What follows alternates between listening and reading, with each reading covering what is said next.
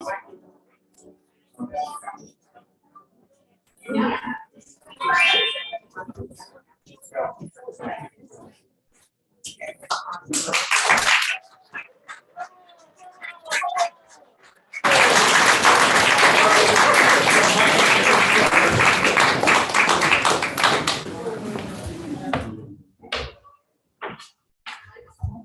evening, ladies and gentlemen. Welcome on behalf of Snug Cove House. Snug Cove House's motto is a community within a community, and this is quite a good demonstration of the community. You're all here. I think this is a good thing for you. I hope it is. Snug Cove House is incredibly well supported by Theatre on the Isle this evening, as in past evenings. Cam is looking after this live streaming, which I gather is some kind of technology that wasn't available to Mr. Dickens. I do apologize to all you live streamers. I said go to Facebook, and I meant YouTube. I'm really sorry. They can't hear you, they're all on Facebook. As far as I'm concerned, they're both totally mythological creatures, so to bear with me. I'm sorry we're the only people in the house not wearing masks, and thank you so much for masking up. We did this deliberately as it's an introduction to the gross inequalities of Victorian times.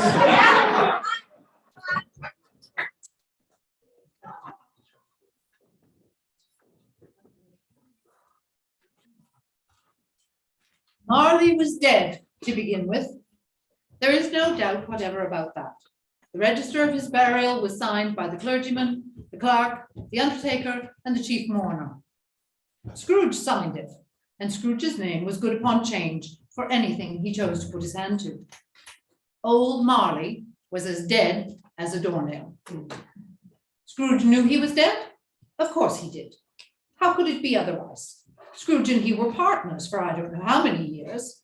Scrooge was his sole executor, his sole administrator, his sole assign, his sole residuary legatee, his sole friend, his sole mourner.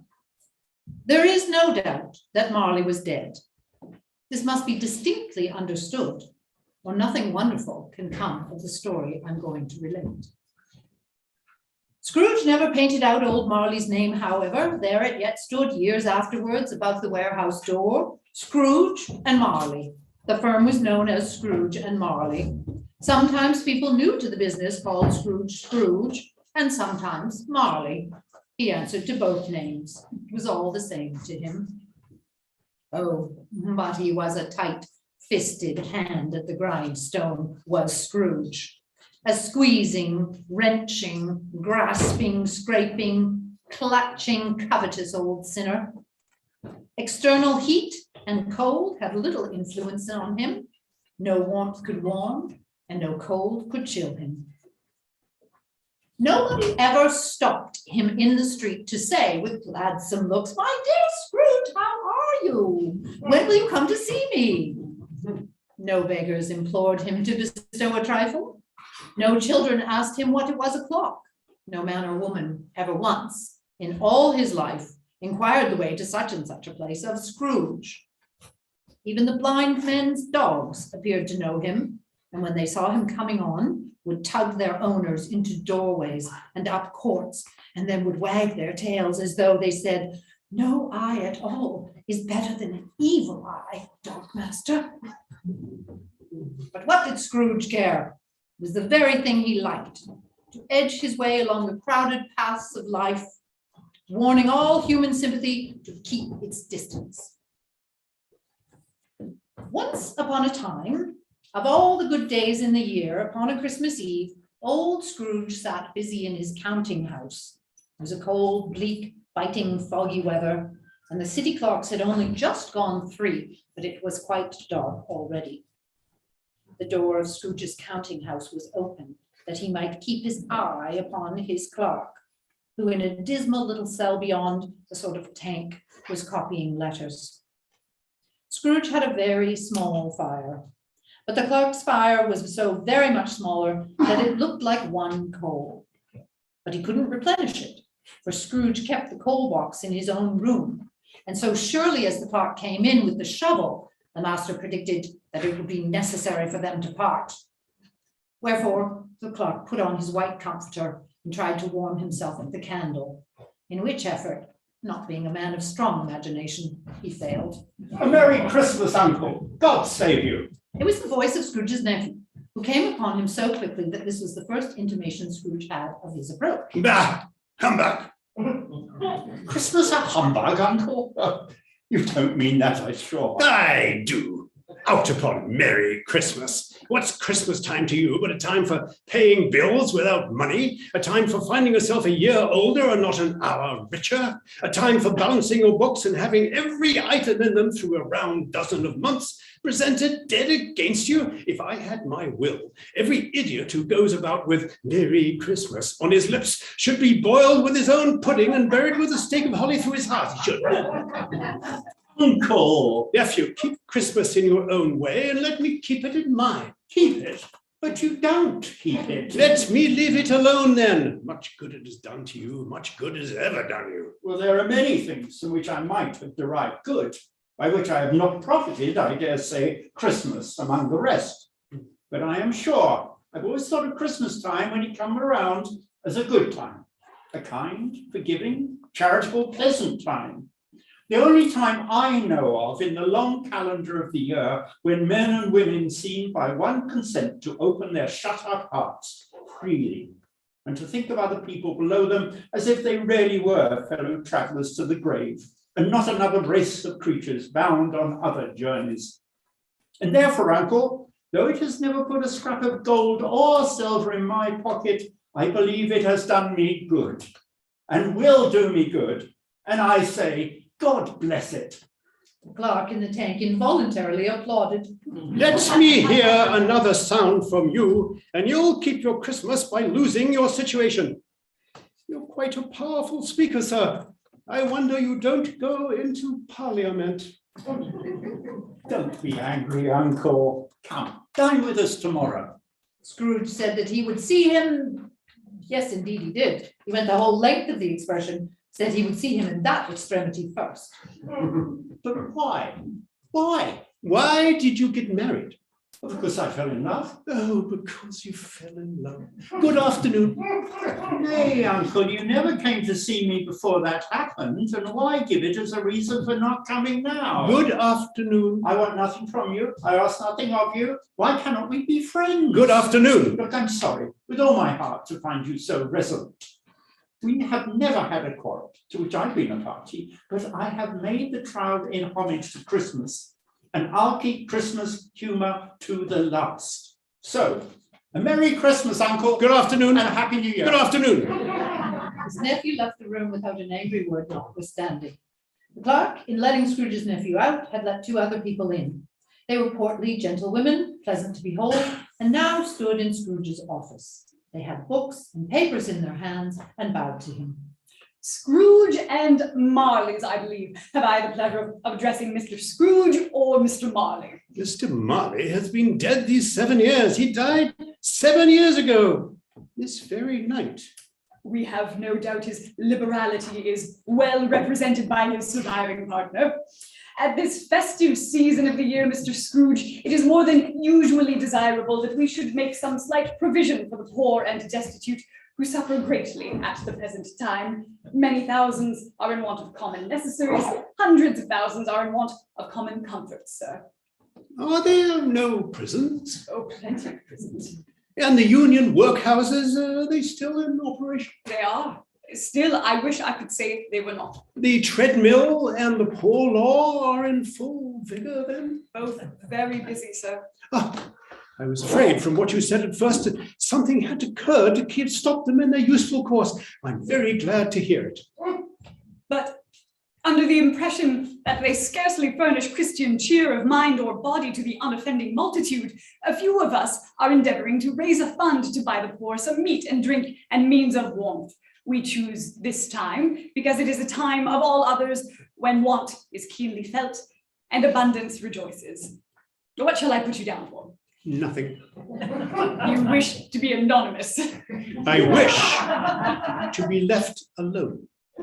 Since you ask me what I wish, What I wish, ladies, that is my answer. I don't make myself merry at Christmas. I can't afford to make idle people merry. I help to support the establishments I had mentioned. They cost enough. And those who are badly off must go there.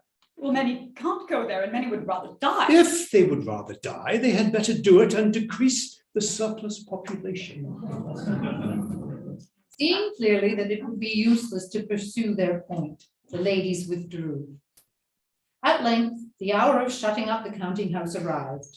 With an ill will, Scrooge, dismounting from his stool, tacitly admitted the fact to the expectant clerk in his tent, who instantly snuffed his candle out and put on his hat. You'll want all day tomorrow, I suppose? It's quite convenient, sir. It is not convenient, and it's not fair. If I was to stop £half-a-crown for it, you'd think yourself mightily ill-used, I'll be bound. Yes, sir. And yet you don't think me ill-used when I pay a day's wages for no work. It's only once a year, sir. Ah, poor excuse for picking a man's pocket every 25th of December. But I suppose you must have the whole day. Be here all the earlier next morning. Clark promised that he would, and Scrooge walked out with a growl. The office was closed in a twinkling, and the clerk, with the long ends of his white comforter dangling below his waist, for he boasted no greatcoat, went down a slide at the end of a lane of boys 20 times in honor of its being Christmas Eve, and then ran home as hard as he could pelt to play at blind man's buff. Scrooge took his melancholy dinner in his usual melancholy tavern, and having read all the newspapers and beguiled the rest of the evening with his banker's book, went home to bed. He lived in chambers which had once belonged to his deceased partner. They were a gloomy suite of rooms in a lowering pad of building up a yard. The building was old enough now and dreary enough, for nobody lived in it but Scrooge, the other rooms being all let out as offices. Now it is a fact that there was nothing at all particular about the knocker on the door of this house, except that it was very large. Also, that Scrooge had seen it night and morning during his whole residence in that place. Also, that Scrooge had as little of what is called fancy about him as any man in the city of London. And yet Scrooge, having his key in the lock of the door, saw in the knocker, without its undergoing any intermediate process of change, not a knocker, but Marley's face. Marley's face with a dismal light about it, like a bad lobster in a dark cellar. It was not angry or ferocious, but it looked at Scrooge as Marley used to look, with ghostly spectacles turned up upon its ghostly forehead. As Scrooge looked fixedly at this phenomenon, it was a knocker again. To say that he was not startled would be untrue. But he put his hand upon the key, turned it sturdily, walked in and lighted his candle. He did pause, however, and look cautiously behind the door, as if he half expected to be terrified with the sight of Marley's pigtail sticking out into the hall. But there was nothing on the back of the door, so he said, "Pooh-pooh," and closed it with a bang. The sound resounded through the house like thunder. Every room above and every cask in the wine merchant's cellars below appeared to have a separate peal of echoes of its own. Scrooge was not a man to be frightened by echoes. He fastened the door, walked across the hall and up the stairs, slowly too, trimming his candle as he went. Up Scrooge went, not caring a button for its being very dark. Darkness is cheap. Scrooge liked it. But before he shut his heavy door, he walked through his rooms to see that all was right. He had just enough recollection of the face to desire to do that. Sitting room, bedroom, lumber room, all as they should be. Nobody under the table, nobody under the sofa. Small fire in the grate, spoon and basin ready. Little saucepan of gruel, Scrooge had a cold in his head, upon the hob. Nobody under the bed, nobody in the closet, nobody in his dressing gown, which was hanging up in a suspicious attitude against the wall. Lumber room as usual, old fire guard, old shoes, 2 fish baskets, washing stand on 3 legs, and a poker. Quite satisfied, he closed his door, locked himself in. Double locked himself in, which was not his custom. Thus secured against surprise, he took off his cravat, put on his dressing gown and slippers and his nightcap, and sat down before the very low fire to take his gruel. As he threw his head back in the chair, his glance happened to rest upon a bell, a disused bell that hung in the room and communicated for some purpose now forgotten, with a chamber in the highest story of the building. It was with great astonishment and with a strange, inexplicable dread that as he looked, he saw this bell begin to swing. It swung so softly in the outset that it scarcely made a sound, but soon it rang out loudly, and so did every bell in the house. This was succeeded by a clanking noise, deep down below, as if some person were dragging a heavy chain over the casks in the wine merchant's cellar. Then he heard the noise much louder on the floors below, and coming up the stairs, then coming straight towards his door. It came on through the heavy door, and a spectre passed into the room before his eyes. And upon its coming in, the dying flame leaped up as though it cried, "I know him, Marley's ghost." The same face, the very same, Marley in his pigtail, usual waistcoat, tights, and boots. The chain he drew was clasped about his middle. It was long, and it was made, for Scrooge observed it closely, of cash boxes, keys, padlocks, ledgers, deeds, and heavy purses wrought in steel. His body was transparent, so that Scrooge, observing him and looking through his waistcoat, could see the two buttons on his coat behind. Scrooge had often heard it said that Marley had no bowels, but he never believed it until now.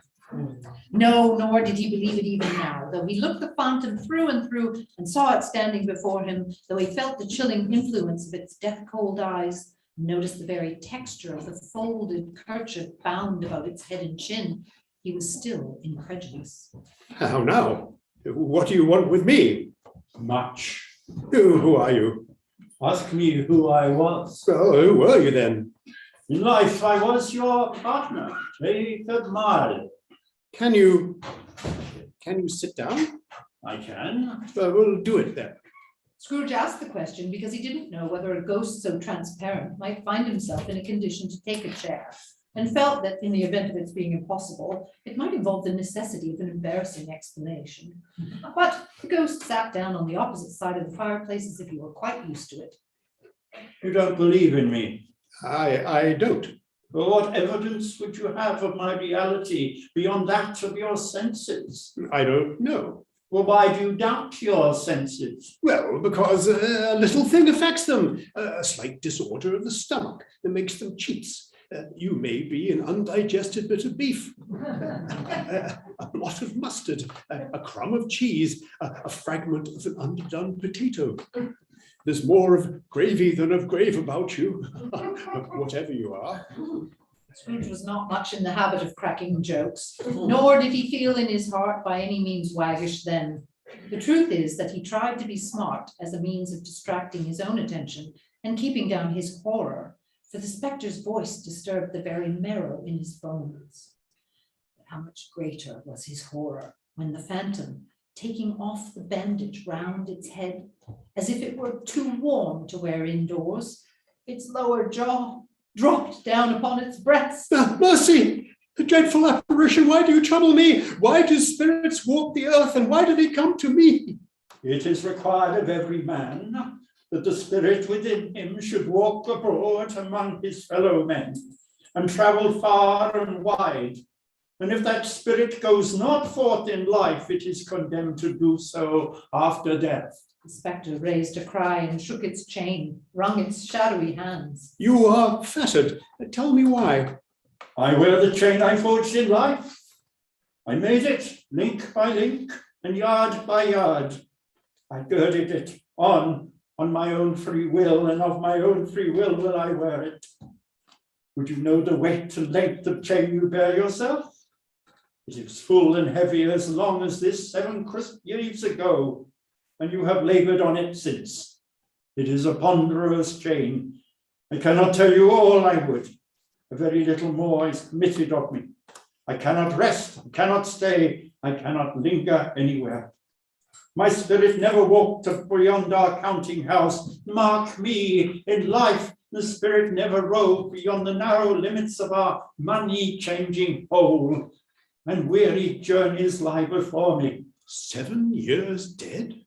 And traveling all the time? On the wings of the wind. You might have got over a great quantity of ground in 7 years. Oh, blind man, not to know that any Christian spirit walking kindly in its little sphere, whatever it may be, will find its mortal life too short for its vast means of usefulness. Not to know that no space of regret can make amends for one's life's opportunities misused. Yet I was like this man. I was once like this man. But you were always a good man of business, Jacob. Business? Mankind was my business. The common welfare was my business. Charity, mercy, forbearance, benevolence were all my business. The dealings of my trade were but a drop of water in the comprehensive ocean of my business. Hear me, my time is nearly gone. I will, but don't be hard upon me, Jacob. Don't be flowery. I'm here tonight to warn you that you have yet a chance and hope of escaping my fate. A chance and hope of my procuring, Ebenezer. You were always a good friend to me. Thank you. You will be haunted by 3 spirits. Is that the chance and hope you mentioned, Jacob? I think I'd rather not. Without their visit, you cannot hope to shun the path I tread. Expect the first tomorrow night when the bell tolls 1. Expect the second on the next night at the same hour. The third upon the next night, when the last stroke of 12 has ceased to vibrate. Look to see me no more, and look that for your own sake, you remember what has passed between us. It walked backward from him, and at every step it took, the window raised itself a little so that when the apparition reached it, it was wide open, and the spectre floated out upon the bleak, dark night. Scrooge closed the window and examined the door by which the ghost had entered. It was double locked, as he had locked it, with his own hands, and the bolts were undisturbed. Scrooge tried to say, but stopped at the first syllable. And being from the emotion he'd undergone, or the fatigues of the day, or his glimpse of the invisible world, or the dull conversations of the ghost, or the lateness of the hour, much in need of repose, he went straight to bed without undressing and fell asleep on the instant. When Scrooge awoke, it was so dark that looking out of bed, he could scarcely distinguish the transparent window from the opaque walls of his chamber, until suddenly the church clock told a deep, dull, hollow, melancholy 1. Light flashed up in the room upon the instant, and the curtains of his bed were drawn aside by a strange figure, like a child, yet not so like a child as like an old man, viewed through some supernatural medium, which gave him the appearance of having receded from the view and being diminished to a child's proportions. Its hair, which hung about its neck and down its back, was white as if with age, and yet the face had not a wrinkle in it. And the tenderest bloom was on the skin. It held a branch of fresh green holly in its hand, and in singular contradiction of that wintry emblem, had its dress trimmed with summer flowers. But the strangest thing about it was that from the crown of its head there sprung a bright, clear jet of light, by which all this was visible, and which was doubtless the occasion of its using in its duller moments a great extinguisher for a cap, which it now held under its arm. Are you the spirit, sir, whose coming was foretold to me?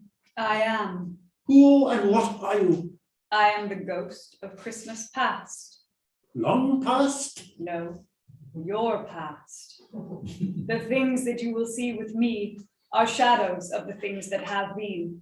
They will have no consciousness of us. What business has brought you here? Your welfare. Rise and walk with me. It would have been in vain for Scrooge to plead that the weather and the hour were not adapted to pedestrian purposes. The bed was warm and the thermometer a long way below freezing, and he was clad but lightly in his slippers, dressing gown, and nightcap, and that he had a cold upon him at that time. The grasp, though gentle as a woman's hand, was not to be resisted. He rose, but finding that the spirit made towards the window, clasped its robe in supplication. I am mortal and liable to fall. Bear but a touch of my hand there, and you shall be upheld in more than this. As the words were spoken, they passed through the wall and stood upon an open country road with fields on either hand. The city had entirely vanished, and the darkness and the mist had vanished with it, for it was a clear, cold winter day with snow upon the ground. Scrooge clasped his hands together as he looked about him. Good heavens, I was bred in this place. I was a boy here. The spirit gazed upon him mildly. Your lip is trembling. And what is that upon your cheek?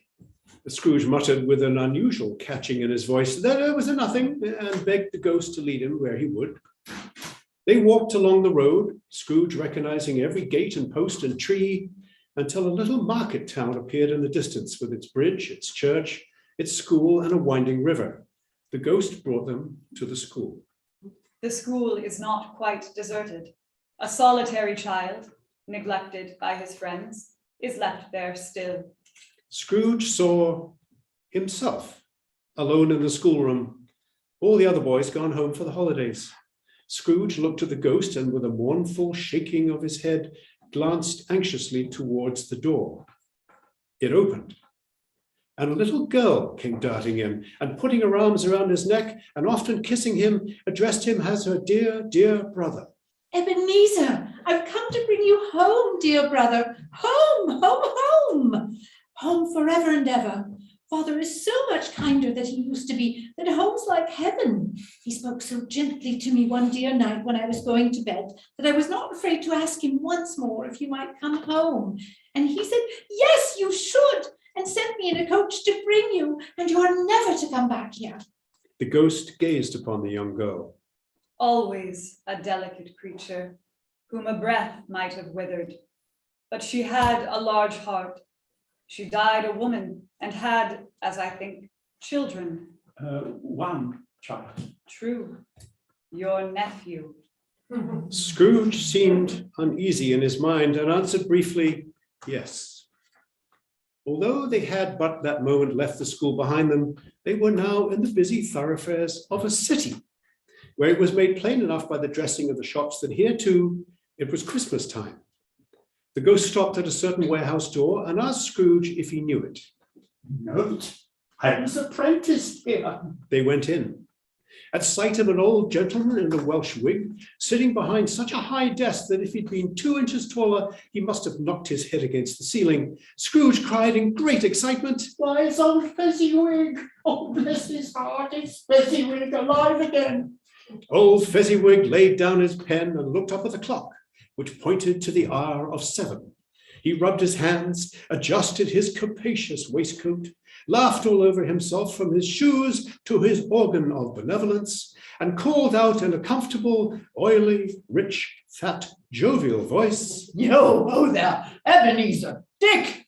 a living and moving picture of Scrooge's former self, a young man, came briskly in, accompanied by his fellow apprentice. Dick Wilkins, to be sure, my old fellow apprentice, bless me, yes, there he is. He was very much attached to me, was Dick? Oh, poor Dick, dear, dear. Yo ho, my boys, no more work tonight. Oh, Christmas Eve, Dick. Christmas, Ebenezer. Let's have the shutters up before a man can say Jack Robinson. Clear away, my lads, and let's have lots of room here. Clear away. There was nothing they wouldn't have cleared away or couldn't have cleared away with old Fezziwig looking on. It was done in a minute. Every movable was packed off as if it were dismissed from public life evermore. The floor was swept and water, the lamps were trimmed, fuel was heaped upon the fire, and the warehouse was as snug and warm and dry and bright a ballroom as you would desire to see upon a winter's night. In came a fiddler with a music book. In came Mrs. Fezziwig, one vast substantial smile. In came the 3 Miss Fezziwigs, beaming and lovable.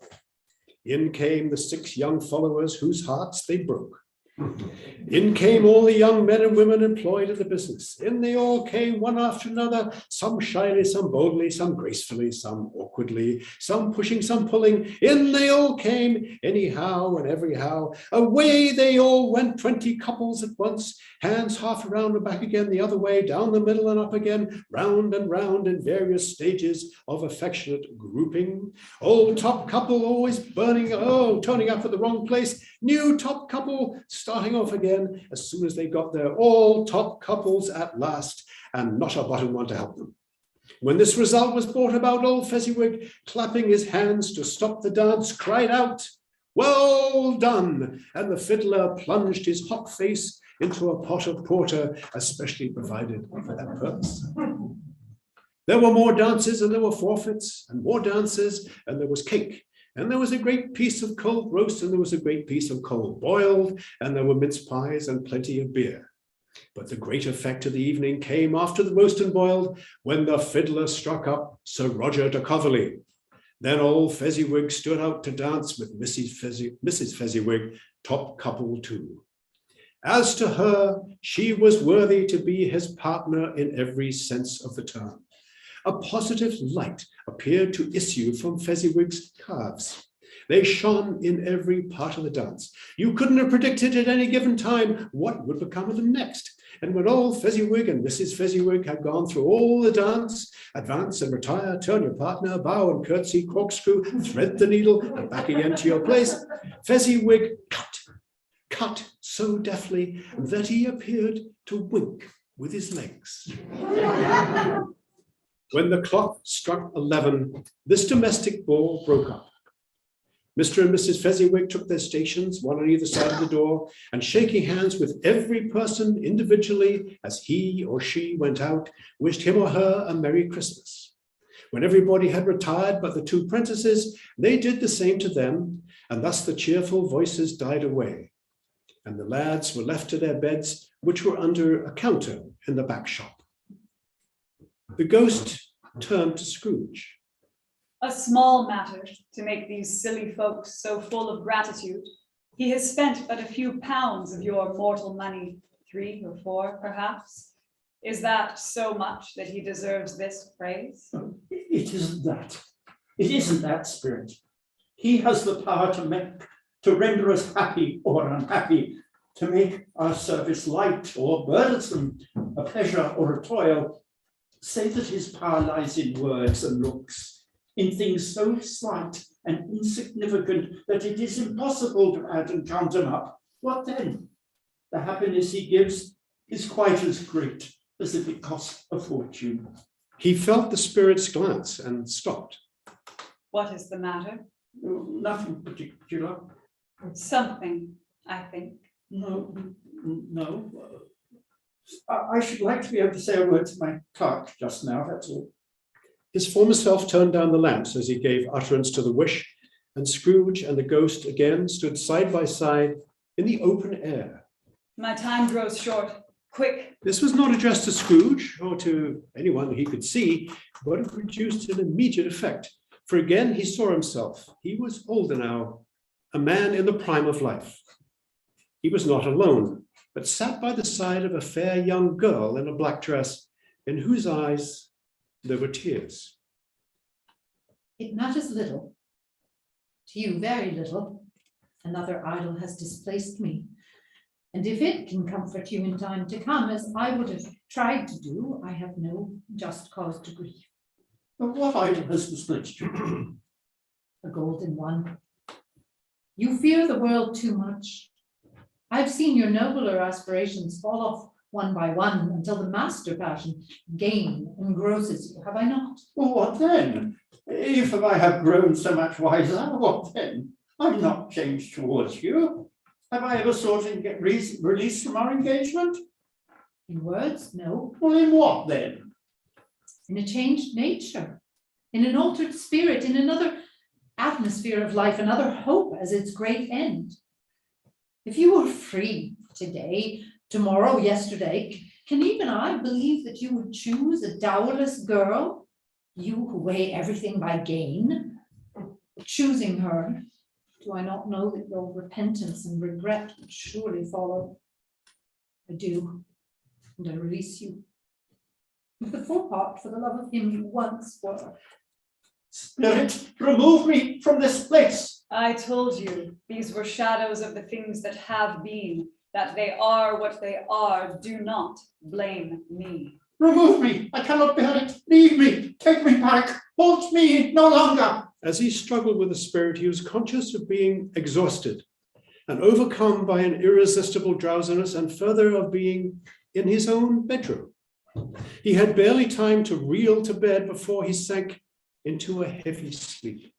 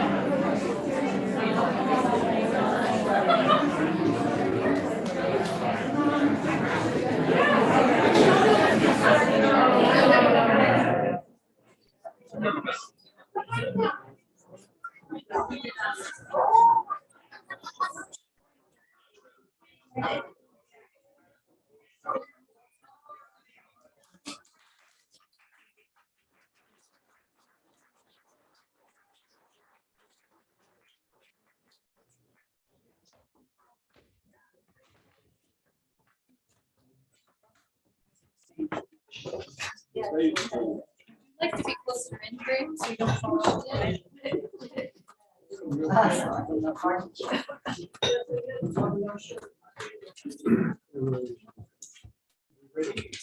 Graham just has to find the page. Christmas Carol, right? Christmas Carol, that's the one. Talk amongst yourselves.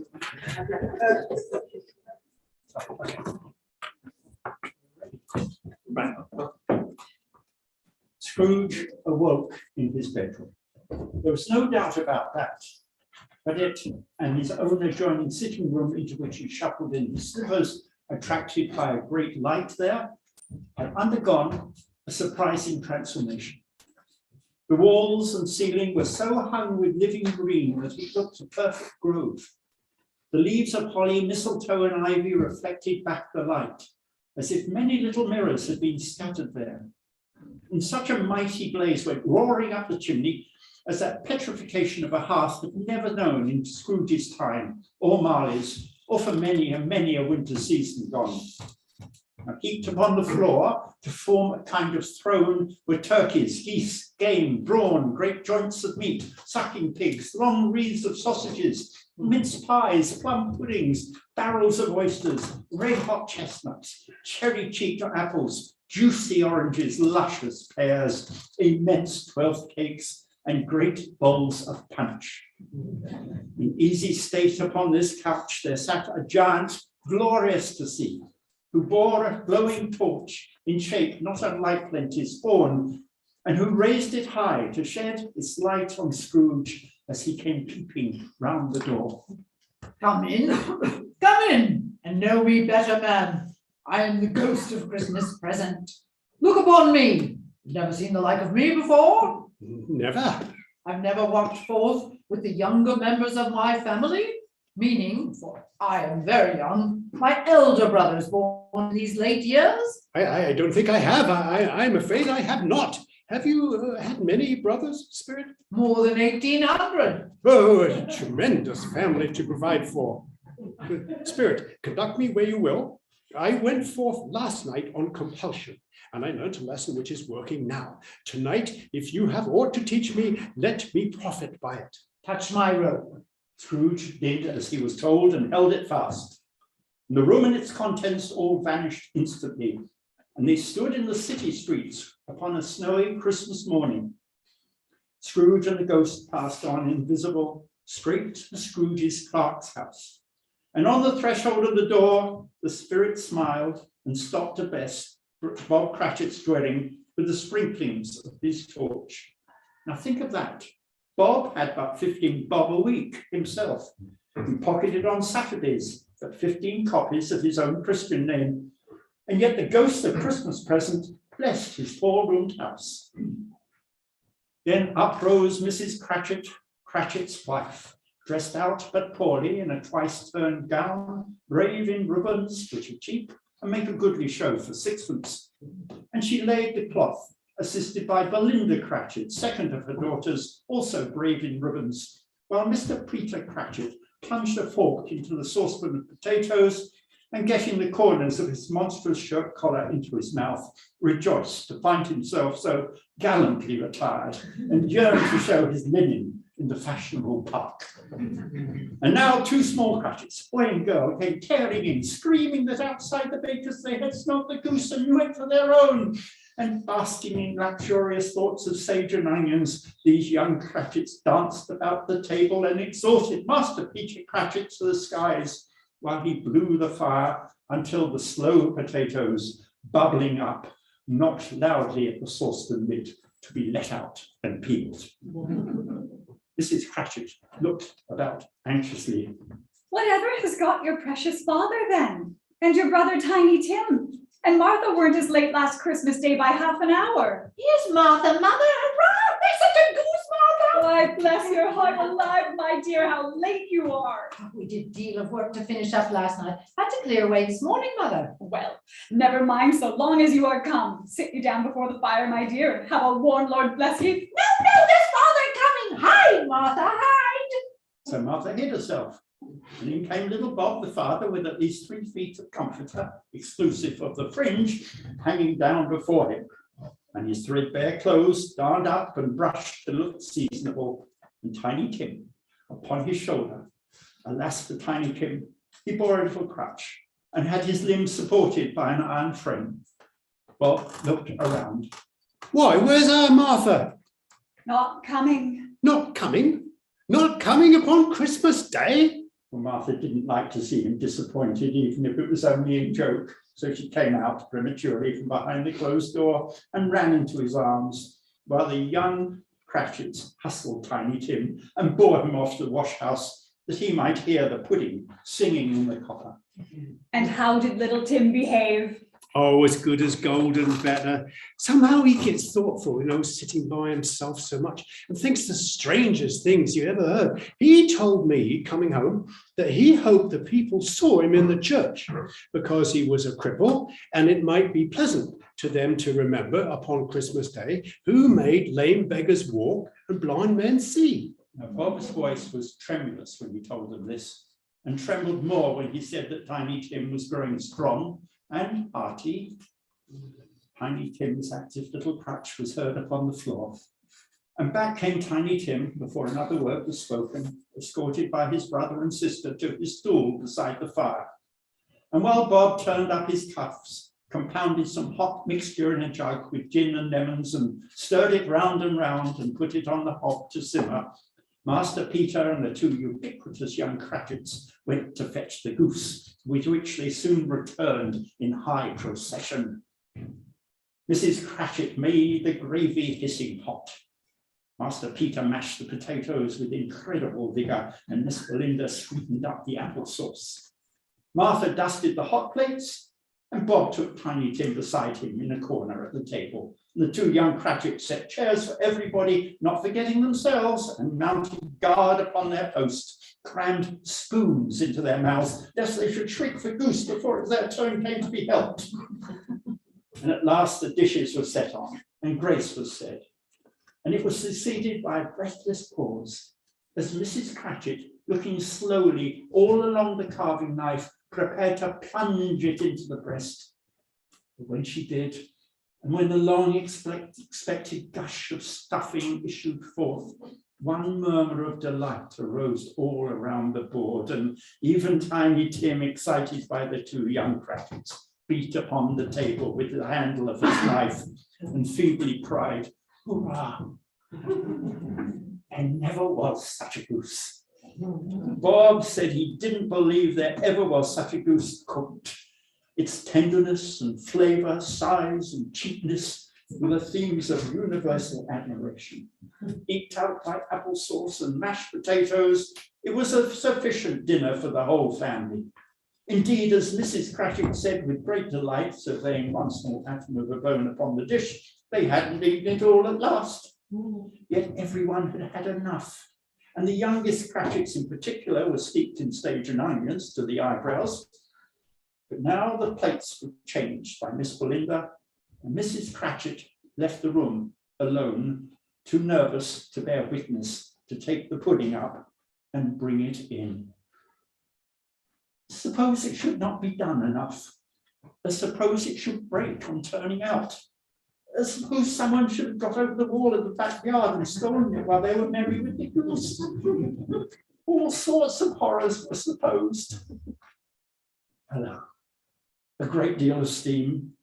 The pudding was out the copper. In half a minute, Mrs. Cratchit entered, flushed and smiling proudly, with the pudding like a speckled cannonball, so hard and firm, blazing in half a quantum of lignited brandy and bedunked with Christmas holly stuck in the top. Oh, wonderful pudding, Bob Cratchit said, and calmly too, as he regarded it as the greatest success achieved by Mrs. Cratchit since their marriage. And Mrs. Cratchit said that now the weight was off her mind, she would confess that she'd had her doubts about the property of the flour, and everybody had something to say about it, but nobody said or thought it was at all a small pudding for a large family. Any Cratchit would have blushed to hint at such a thing. And at last the dinner was all done, and the cloth was cleared, the hearth swept, and the fire made up, and the compound of the jug being tasted and considered perfect. Apples and oranges were put upon the table, and a shovelful of chestnuts on the fire. Then all the Cratchit family drew round the hearth, and at Bob Cratchit's elbow stood the family display of glass, 2 tumblers and a custard cup without a handle. These held the hot stuff from the jug, however, as well as golden goblets would have done, and Bob served it out with beaming looks, but the chestnuts on the fire spluttered and crackled noisily. And then Bob proposed a toast. A Merry Christmas to us all, my dears. God bless us. God bless us. God bless us, everyone, said Tiny Tim, the last of all. He sat very close to his father's side upon his little stool. Bob held his withered little hand in his, as if he loved the child and wished to keep him by his side, and dreaded that he might be taken from him. And Scrooge watched with an interest he'd never felt before. Spirit, tell me if Tiny Tim will live. I see a vacant seat in the board chimney corner, and a crutch without an owner, carefully preserved. If these shadows remain unaltered by the future, the child will die. No, no, oh no, kind spirit, say he will be spared. What then? If he be like to die, he'd better do it and decrease the surplus population. Scrooge hung his head to hear his own words quoted by the spirit, and was overcome with penitence and grief. He then raised his head speedily on hearing his own name. Mr. Scrooge, I give you Mr. Scrooge, the founder of the feast. The founder of the feast, indeed. I wish I had him here. I'd give him a piece of my mind to feast upon, and I hope he'd have a good appetite for it. My dear children, Christmas Day. It should be Christmas Day, I am sure, on which one drinks the health of such an odious, stingy, hard, unfeeling man as Mr. Scrooge. Oh, you know he is, Robert. Nobody knows it better than you do, poor fellow. My dear, Christmas Day. I'll drink his health for your sake, and the day's not for his. Long life to him, a Merry Christmas and a Happy New Year. He'll be very merry and very happy, I have no doubt. The children drank the toast after her, and it was the first of their proceedings which had no heartiness in it. Tiny Tim drank it last of all, but he didn't care tuppence for it. Scrooge was the ogre of the family. The mention of his name cast a dark shadow on the party, which was not dispelled for a full 5 minutes. The Cratchits were not a handsome family. They were not well dressed. Their shoes were far from waterproof. Their clothes were scanty, and Peter might have known, and very likely did, the inside of the pawnbrokers. But they were happy, grateful, pleased with one another, and contented with the time. And when they faded and looked happier yet in the bright sprinklings of the spirit's torch at parting, Scrooge had his eyes upon them, and especially on Tiny Tim, until the last.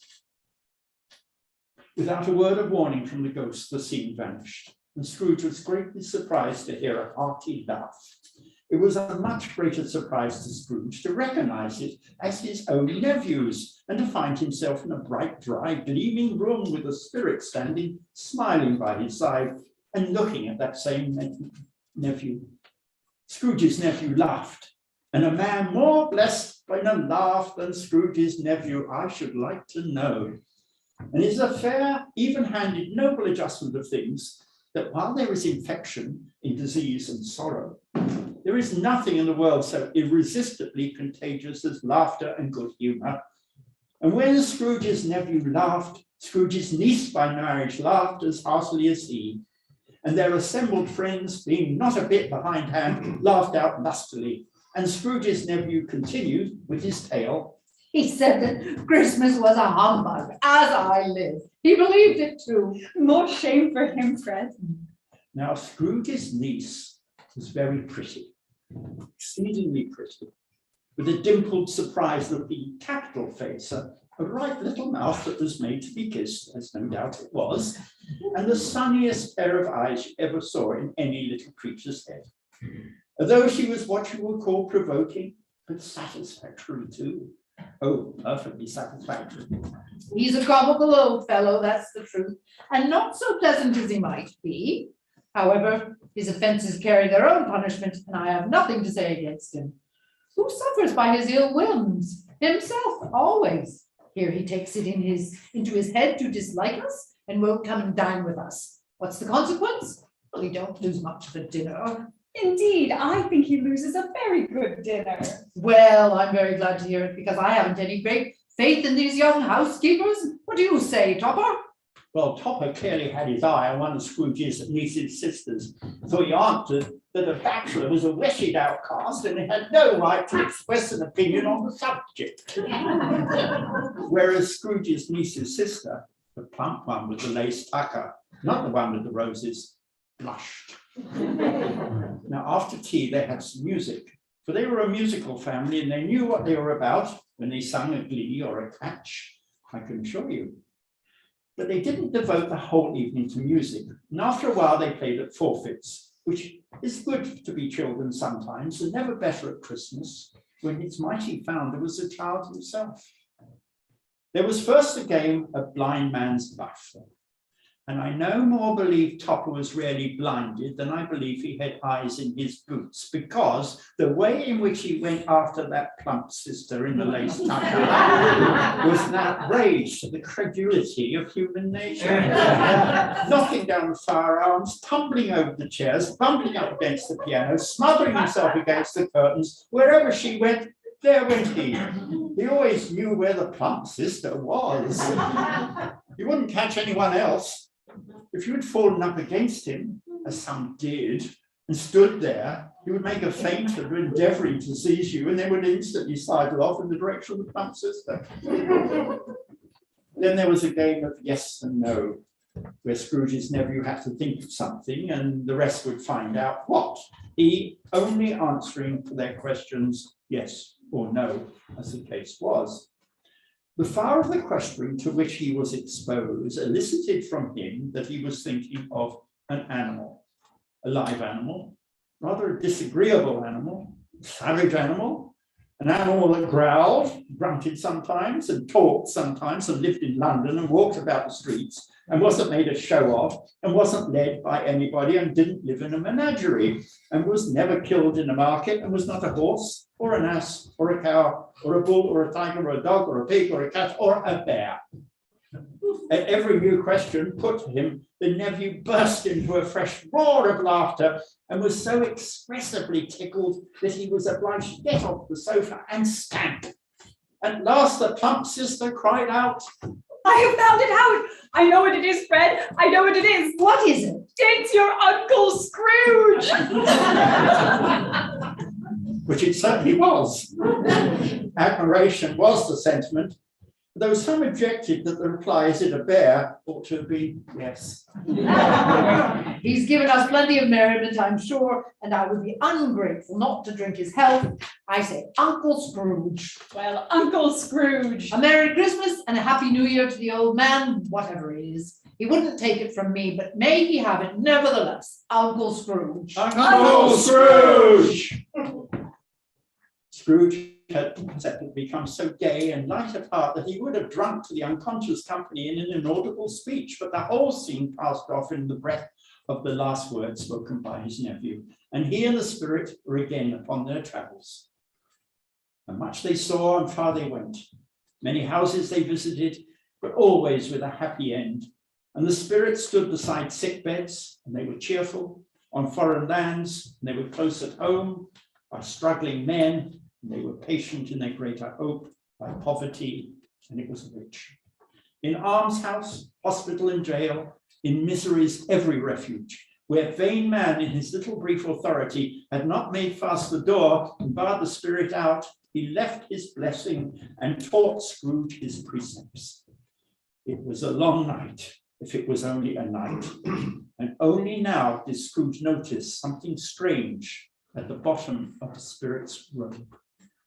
From the foldings of its robe, the spirit revealed two wretched children at his feet. Oh man, look here. Look down here.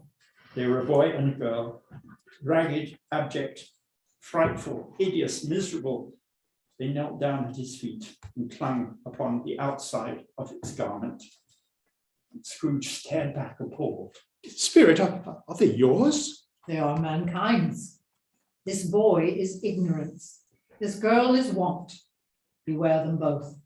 But most of all, beware this boy, for on his brow I see that written which is doom, unless the writing be erased. Have they no refuge or resource? Are there no prison? Are there no workhouses? The bell struck 12. Scrooge looked around him for the ghost, but saw it no more.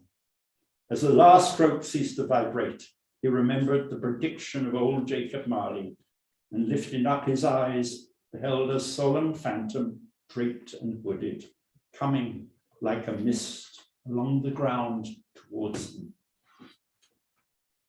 The phantom slowly, gravely, silently approached.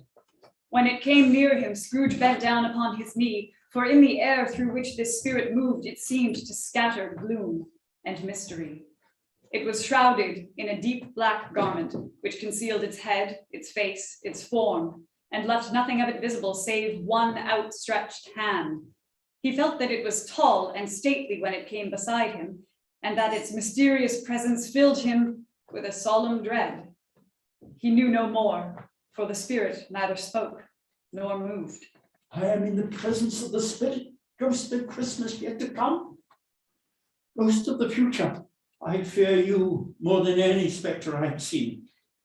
But as you know, your purpose is to do me good, and as I hope to live to be another man from what I was, I am prepared to bear you company and do it with a thankful heart. Will you not speak to me? It gave him no reply. The hand was pointed straight before them. Lead on, lead on. The night is waning fast, and it is precious time for me, I know. Lead on, spirit. They scarcely seemed to enter the city, for the city rather seemed to spring up about them. But before they were in the heart of it, on change amongst the merchants. The spirit stopped beside one little knot of businessmen. Observing that the hand was pointed to them, Scrooge advanced to listen to their talk. No, I don't know much about it either way. I only know he's dead. When did he die? Last night, I believe. Why? What was the matter with him? I thought he'd never die. Oh, God knows.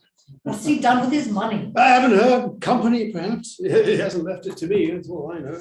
Yes, well, it's likely to be a cheap funeral. For upon my life, I don't know of anybody to go to it. I don't mind going if a lunch is provided.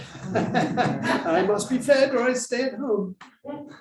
Scrooge was at first inclined to be surprised that the spirit should attach importance to conversation apparently so trivial, but feeling assured that it must have some hidden purpose, he set himself to consider what it was likely to be. It could scarcely be supposed to have any bearing on the death of Jacob, his old partner, for that was past, and this ghost's province was the future. He looked about in that very place for his own image, but another man stood in his accustomed corner, and though the clock pointed to his usual time of day for being there, he saw no likeness of himself among the multitudes that poured in through the porch. It gave him little surprise, however, for he had been revolving in his mind a change of life, and he thought and hoped he saw his newborn resolutions carried out in this. They left this busy scene and went into an obscure part of the town, to a low shop where iron, old rags, bottles, bones, and greasy offal were bought. A gray-haired rascal of great age sat smoking his pipe. Scrooge and the phantom came into the presence of this man, just as a woman with a heavy bundle slunk into the shop. But she had scarcely entered when another woman, similarly laden, came in too, and she was closely followed by a man in faded black. After a short period of blank astonishment, in which the old man with the pipe had joined them, they all three burst into a laugh. Well, let the charwoman alone to be the first. Let the laundress alone to be the second, and let the undertaker's man alone to be the third. Look here, old Joe, here's a chance. If we haven't all free that air without meaning it. You couldn't have met in a better place. You were made free of it long ago, you know, and the other two ain't strangers. Well, what you got to sell? What you got to sell? Half a minute's patience, Joe, and you shall see. What odds then, eh? Mrs. Delbert, what odds? Every person has a right to take care of themselves, he always did. Who's the worse for the loss of a few things like these? Not a dead man, I suppose. No, indeed, ma'am. If he wanted to keep them after he was dead, wicked old Scrooge. Why wasn't he natural in his lifetime? If he had been, he'd have had somebody to look after him when he was struck with death, instead of lying, gasping out there, last all alone by himself. It's the truest word that ever was spoke. It's a judgment on him. And I wish it were a little heavier judgment, and it should have been, you may depend upon it, if I could have laid my hands on anything else. Open that bundle, old Joe. Let me know the value of it. Speak out plain. I'm not afraid to be the first, nor afraid for them to see it. What do you call this? Bed curtains? Ah, bed curtains. You don't mean to say you took them down, rings and all, with him lying there? Yes, I do. Now, don't drop oil upon them blankets now. Here's blankets. Well, who else is, do you think? He isn't likely to take cold without them, I dare say. Now, you may look through that shirt till your eyes ache, but you won't find a hole in it nor a threadbare place. It's the best he had, and a fine one too. They'd have wasted it if it hadn't been for me. What do you mean, wasted it? Well, someone was fool enough to dress him up in it to be buried in. I took it off again, as if calico ain't good enough for such a purpose. Twat is becoming to the body, and he can't have looked uglier than he did in that one. Scrooge listened to this dialogue in horror. Spirit, I see. The case of this unhappy man might be my own. My life tends that way now. Oh, merciful heaven, what is this? He recoiled in terror, for the scene had changed, and now he almost touched a bare, uncurtained bed. A pale light, rising in the outer air, fell straight upon this bed, and on it, unwatched, unwept, uncared for, was the body of this plundered, unknown man. Spirit, let me see some tenderness connected with the death, or this dark chamber, spirit, will be forever present to me. The ghost conducted him through several streets familiar to his feet, and as they went along, Scrooge looked here and there to find himself, but nowhere was he to be seen. They entered poor Bob Cratchit's house, the dwelling he had visited before, and found the mother and the children seated round the fire. Quiet. Very quiet. The noisy little Cratchits were as still as statues in one corner, and sat looking up at Peter, who had a book before him. The mother and her daughters were engaged in needlework, but surely they were very quiet. And he took a child and set him in the midst of them. Where had Scrooge heard those words? He had not dreamed them. The boy must have read them out as he and the spirit crossed the threshold. Why did he not go on? The mother laid her work upon the table and put her hand up to her face. The colour hurts my eyes. The color. Oh, poor Tiny Tim. They're better now again. Makes them weak by candlelight. I wouldn't show weak eyes to your father when he comes home for the world. Must be near his time. Well, past it rather, but I think he's walked a little slower than he used these last few evenings, Mother. I've known him walk with Tiny Tim upon his shoulder, very fast indeed. And so have I, often. But he was very light to carry, and his father loved him so that it was no trouble. No trouble. And there's your father at the door.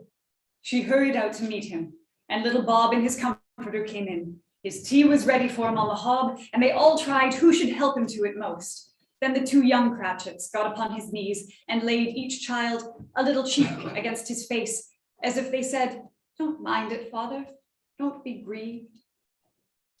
Bob was very cheerful with them and spoke pleasantly to all the family. He looked at the work upon the table and praised the industry and speed of Mrs. Cratchit and the girls. They would be done long before Sunday, he said. Sunday? You went today then, Robert? Oh, yes, my dear. I wish you could have gone. It would have done you good to see how green a place it is, but you'll see it often. I promised him that I would walk there on a Sunday. My Little child, my little child. He broke down all at once. He couldn't help it. If he could have helped it, he and his child would have been farther apart, perhaps, than they were. Spectre, something informs me that our parting moment is at hand. I know it, but I know not how. Tell me, what man was that with the covered face who we saw lying dead? The ghost of Christmas yet to come conveyed him to a dismal, wretched, ruinous churchyard. The spirit stood among the graves and pointed down to one. Before I draw nearer to that stone to which you point, answer me one question. Are these the shadows of things that will be, or are they the shadows of things that may be only? Still, the ghost pointed downward to the grave by which it stood. Men's courses will be foreshadowed certain ends by which, if persevered in, they must lead. But if the courses be departed from, the ends will change. Say it is thus, is what you show me. The spirit was immovable as ever.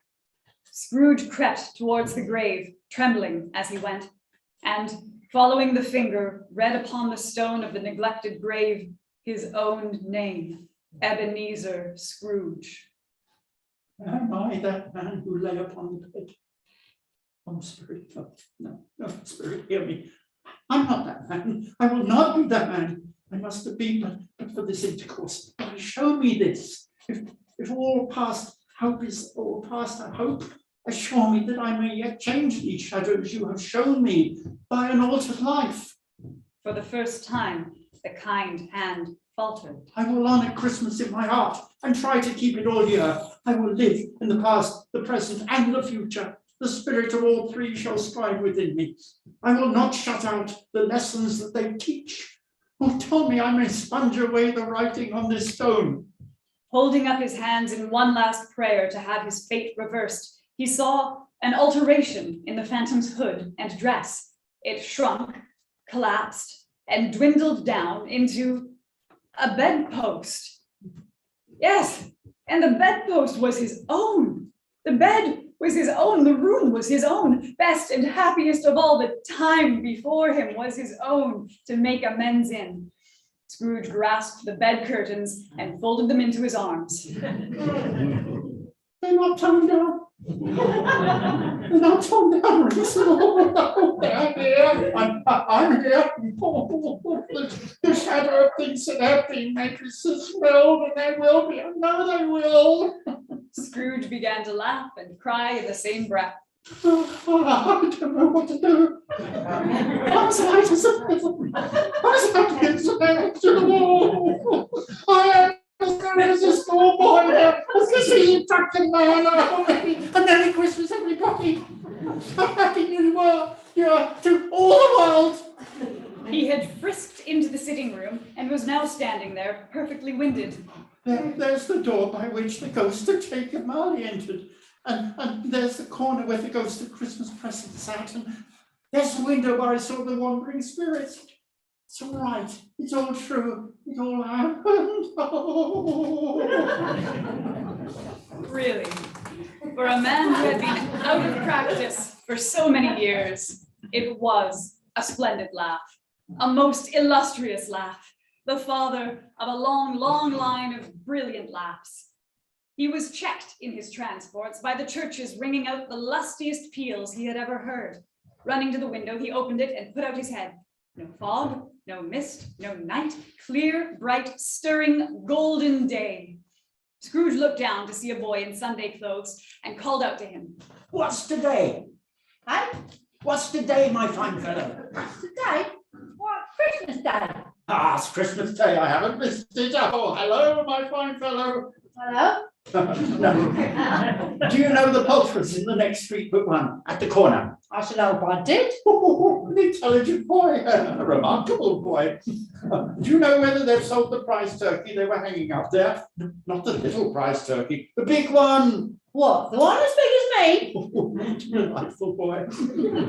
It's a pleasure to talk to him. Yes, me buck. It's hanging there now. Is it? Go and buy it. Walker? No, I am in earnest. Go and buy it and bring it back to here, and then I may give them the directions where to take it. Now come back with the man, and I'll give you a shilling. Come back with him in less than 5 minutes. and I'll give you £0.50. The boy was off like a shot. I sent it to Bob Cratchit's. You shan't know who sends it. It's twice the size of Tiny Tim. The hand in which he wrote the address was not a steady one, but write it he did somehow and went downstairs to open the street door ready for the coming of the poulterer's man. As he stood by the door waiting his arrival, the knocker caught his eye. Surely I love it as long as I live. I scarcely ever looked at it before. What an honest expression it has on its face.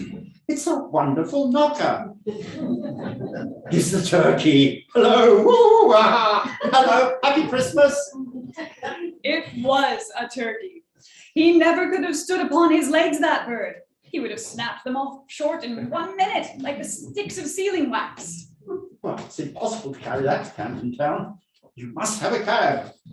The chuckle with which he said this, and the chuckle with which he paid for the turkey, and the chuckle with which he paid for the cab, and the chuckle with which he recompensed the boy were only to be exceeded by the chuckle with which he sat down breathless in his chair again and chuckled till he cried. Scrooge dressed himself all in his best, and at last got out into the streets. The people were by this time pouring forth, as he had seen them with the ghost of Christmas present, and walking with his hands behind him, Scrooge regarded everyone with a delighted smile. He looked so irresistibly pleasant, in a word, that 3 or 4 good-humored fellows said, Good morning, sir. Merry Christmas to you. Good morning. and Scrooge said often afterwards that of all the blithe sounds he had ever heard, these were the blithest in his ears. He went to church and walked about the streets and watched the people hurrying to and fro and patted children on the head and questioned beggars and looked down into the kitchens of houses and up to the windows and found that everything could yield him pleasure. He had never dreamed that any walk, that anything could give him so much happiness. In the afternoon, he turned his steps towards his nephew's house. He passed the door a dozen times before he had the courage to go up and knock, but he made a dash and did it. Is your master at home, my dear? Yes, sir. Where is he, my love? He's in the dining room, sir, with his mistress. Ah, he knows me. I'll go in there, my dear. Fred, Right, bless my soul, who's that? it's I, your Uncle Scrooge. I've come to dinner. Will you let me in, Fred? Let him in. It is a mercy he didn't shake his arm off. He was at home in 5 minutes. Nothing could be heartier. His niece looked just the same. So did Topper when he came. So did the plump sister when she came. So did everyone when they came. Wonderful party, wonderful games, wonderful unanimity, wonderful happiness. But he was early at the office next morning. Oh, he was early there. If he could only be there first and catch Bob Cratchit coming late, that was the thing he had set his heart upon.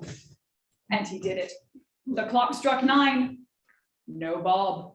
1/4 past. No Bob. Bob was full 18 minutes and a half behind his time. Scrooge sat with his door wide open that he might see him come into the tank.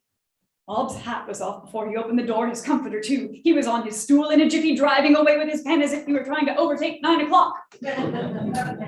Hello? What do you mean by coming here at this time of day?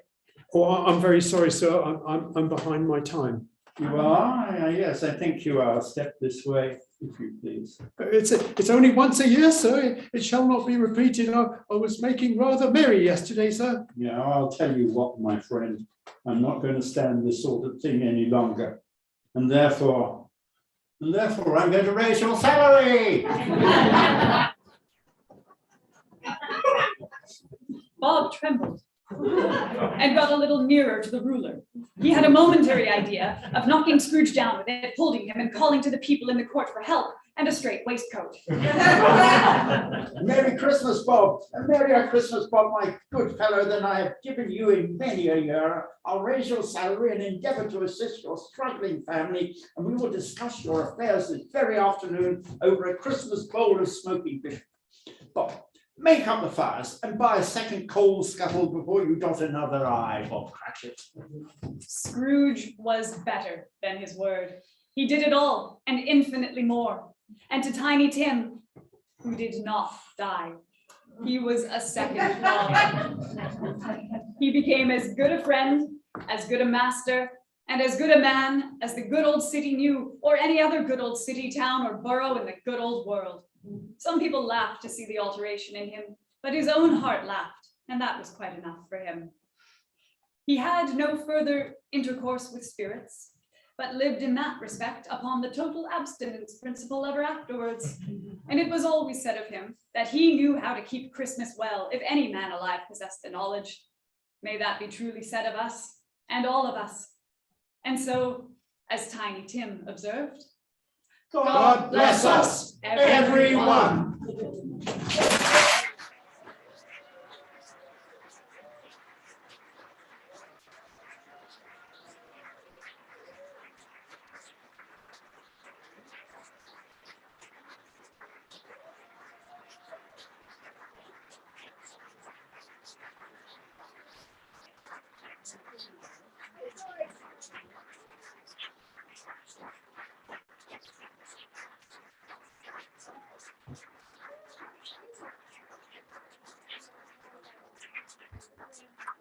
Okay, we went to the extra section just in case. Thank you so much, Mr. Maestro Mark Gawthrop. Thank you very much.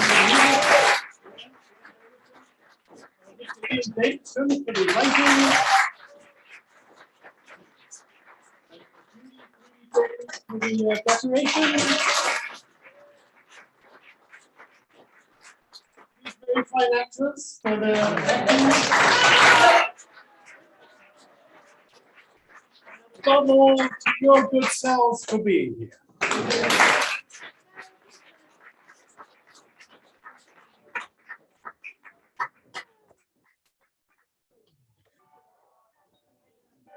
nice.